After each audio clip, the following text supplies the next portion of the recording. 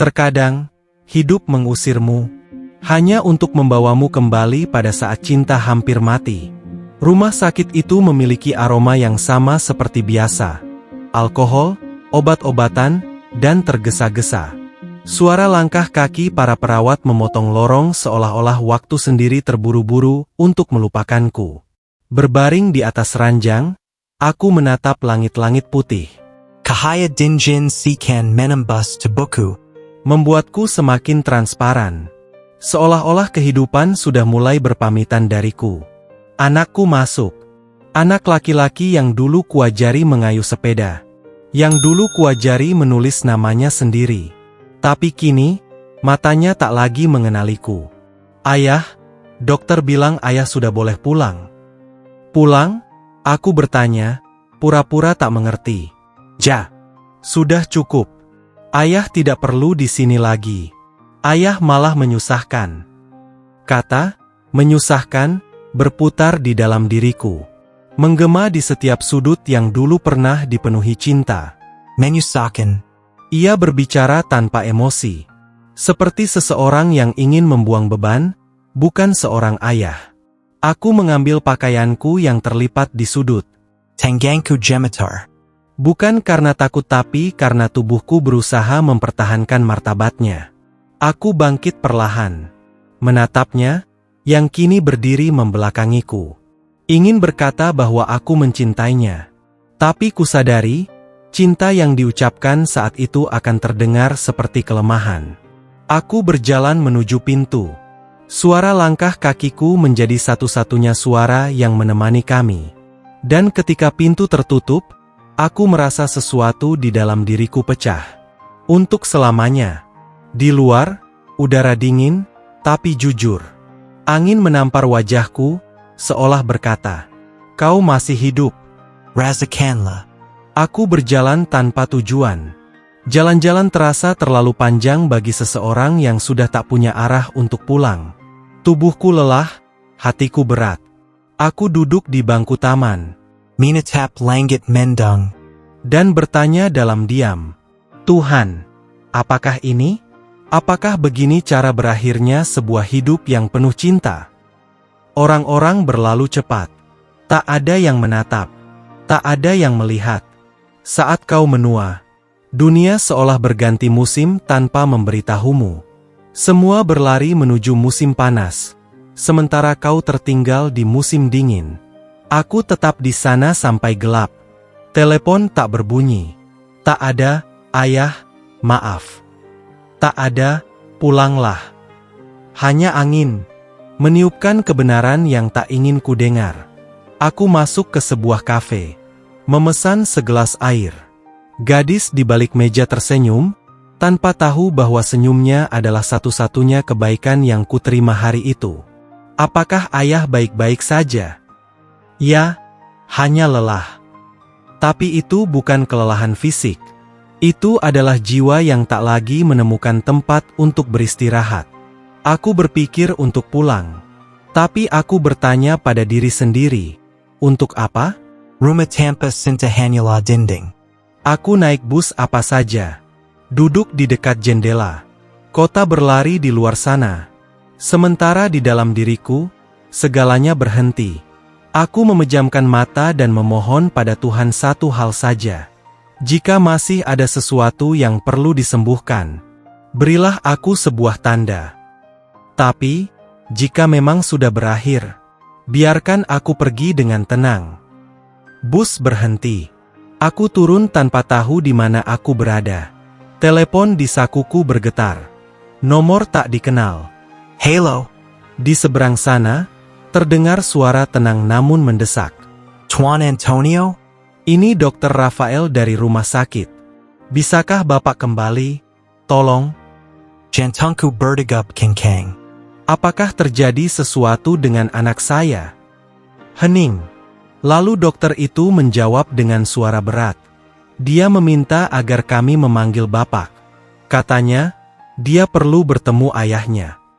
Aku terdiam beberapa detik. Orang-orang di sekeliling berjalan, tertawa, hidup.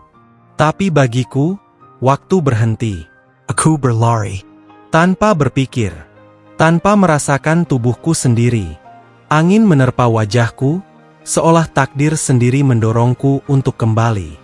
Saat aku tiba, lampu rumah sakit masih sama seperti sebelumnya. Namun tempat itu terasa berbeda. Seolah lantainya kini memahami berat langkah-langkahku. Resepsionis mengenaliku. "Bapak kembali." "Ya," dokter memanggil saya. Aku menaiki tangga dengan tangan gemetar. Setiap anak tangga terasa seperti sepotong rasa bersalah yang kutinggalkan di belakang. Dokter Rafael menungguku di depan pintu. Tatapannya tenang, namun serius. Dia ingin bertemu Bapak. Dia sadar, tapi lemah. Aku masuk, dan di sana dia anakku. Begitu berbeda dari pria dingin beberapa jam yang lalu. Tatapannya lelah, wajahnya pucat, jiwanya hancur. "Ayah." Suaranya bergetar, hampir seperti bisikan. Aku perlu melihat ayah. Aku duduk di samping tempat tidurnya, menggenggam tangannya. Untuk sesaat, waktu berhenti. Hanya ada kami berdua. "Maaf." Hanya satu kata.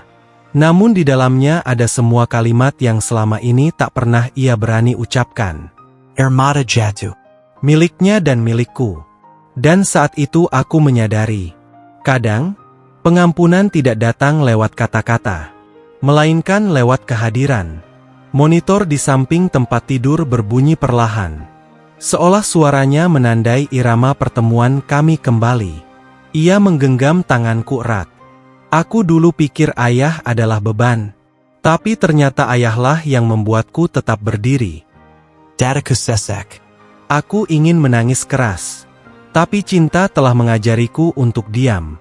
"Aku hanya menjawab pelan." "Tidak apa-apa, Nak.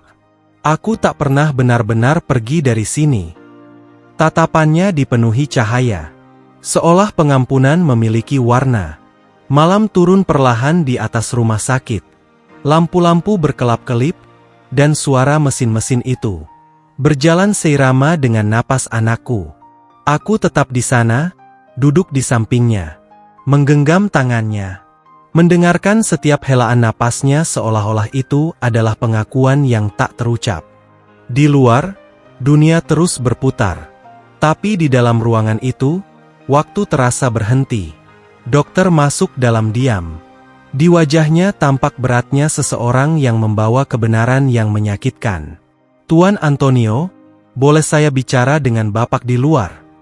Aku mengangguk, mengikuti langkahnya di lorong yang terlalu terang bagi seseorang yang hancur di dalam. Anak Bapak mengalami kolaps ringan. Tubuhnya bereaksi dengan baik, tapi yang perlu Bapak tahu adalah apa yang terjadi sebelumnya. Aku menatapnya dengan waspada. Dokter melanjutkan, "Segera setelah Bapak pergi, dia mengalami krisis. Dia mulai menangis, gemetar. Katanya dia telah melakukan sesuatu yang tak termaafkan. Dan sebelum pingsan, dia meminta saya untuk memanggil Bapak.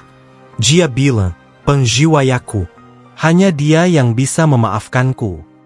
Aku merasa tanah di bawahku hilang. Bersandar pada dinding, mencoba bernapas. Dokter meletakkan tangannya di bahuku dan berkata dengan tenang, "Kembali bukanlah kesalahan, Tuan Antonio. Itu takdir yang memintamu untuk berada di sini pada waktu yang tepat."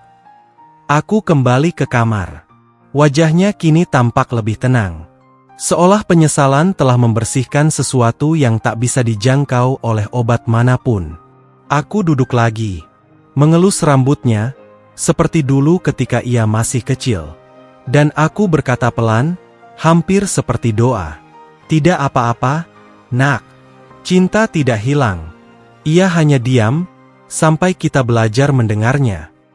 Air matanya kembali mengalir. "Ayah, kenapa ayah datang? Setelah semua yang sudah aku katakan." Aku tersenyum. Karena cinta tidak tahu cara menyimpan dendam. Keheningan setelah itu adalah yang terindah yang pernah kualami. Itu adalah suara jiwa yang pulang ke rumah. Hari-hari berikutnya berbeda. Rumah sakit yang dulu terasa dingin kini tampak lebih hidup. Langkah para perawat tak lagi terdengar tergesa-gesa. Mereka terdengar seperti lagu tentang awal yang baru.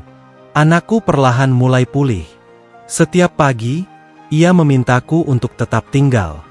Ayah, jangan pergi hari ini. Tidak, nak. Aku hanya akan pergi ketika dokter bilang kamu sudah siap untuk merawat hatimu. Bukan yang di dada, tapi yang di dalam. Ia tersenyum. Dan senyum itu, sebanding dengan semua tahun penderitaan. Pada hari ketiga, dokter masuk sambil tersenyum.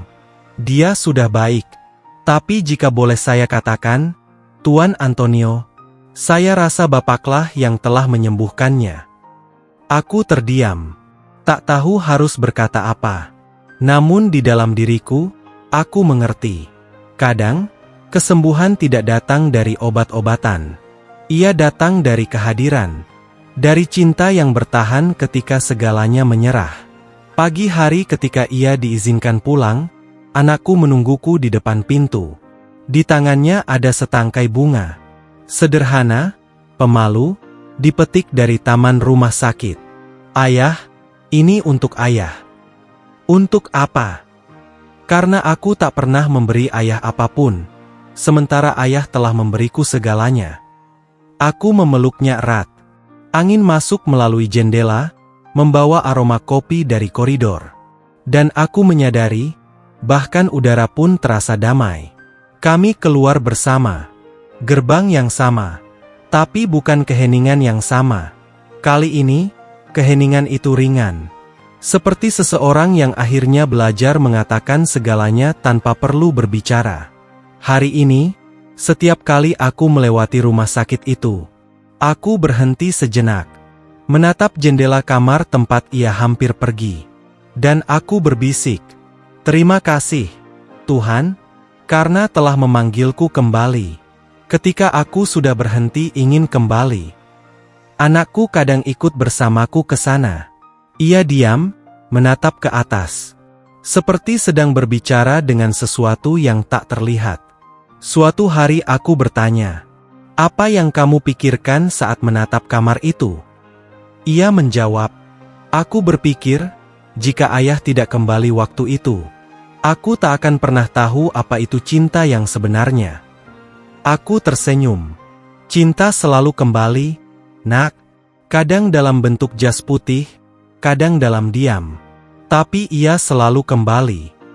Takdir tidak pernah salah alamat untuk memulangkan pengampunan. Ia menunggu hati menjadi lembut, lalu memanggil kembali mereka yang pergi terlalu cepat. Hidup mengusirku dari rumah sakit, tapi cinta memanggilku kembali. Jika kisah ini menyentuh hatimu, itu karena alam semesta juga pernah memanggilmu kembali dalam diam. Berlanggananlah di kanal ini.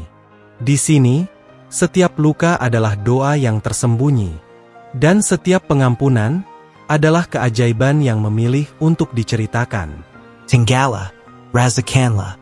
Dan bangkitlah.